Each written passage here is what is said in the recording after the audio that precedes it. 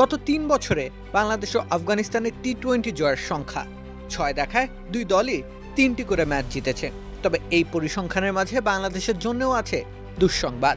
বহুজাতিক কোনো টুর্নামেন্টে বাংলাদেশ জিততে পারেনি আফগানিস্তানের বিপক্ষে। এশিয়া কাপে বাংলাদেশের বাঁচা মরার লড়াই, প্রতিপক্ষ যখন আফগানিস্তান তখন দুশ্চিন্তা ঘনীভূত হওয়া ভীষণ স্বাভাবিক। টি-20 ক্রিকেটে যে কোনো দলের জন্যই তো আফগানিস্তান এক হুমকির নাম। বাংলাদেশের তুলনায় টি-20 ক্রিকেট ঢের ভালো খেলে আফগানিস্তান, যার প্রমাণ দুই দলের ১২ দেখায় আফগানদের ৭ জয়। শেষ ৩ বছরে বাংলাদেশ জয়ের পাল্লা সমতায় রাখলেও টুর্নামেন্টের মঞ্চে আফগানদের পাল্লা ঝুঁকে আছে ২-০ ব্যবধানে। ২০২২ সালের এশিয়া কাপও হয়েছিল টি-20 ফরম্যাটে। সেবারও গ্রুপ বিতে ছিল আফগানিস্তান ও বাংলাদেশের অবস্থান। আফগানদের কাছে হেরেই সেবারের টুর্নামেন্ট থেকে বিদায় নিয়েছিল বাংলাদেশ দল। রুচি চানাচুর অরিজিনাল মিক্স, চানাচুরের আসল স্বাদ। সুপার 4-এ যাওয়ার সম্ভাবনা বাঁচিয়ে রাখতে আফগানিস্তানের বিপক্ষে জিততেই হতো।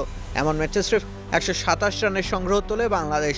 সে ম্যাচ আফগানিস্তান জিতে নেয় ৭ উইকেটের বড় ব্যবধানে। এরপর আবার ২০২৪ সালে বিশ্বকাপে বাংলাদেশ আফগানিস্তান মুখোমুখি। সেই ম্যাচেও বাংলাদেশের সামনে ছিল এক বিশাল সমীকরণ।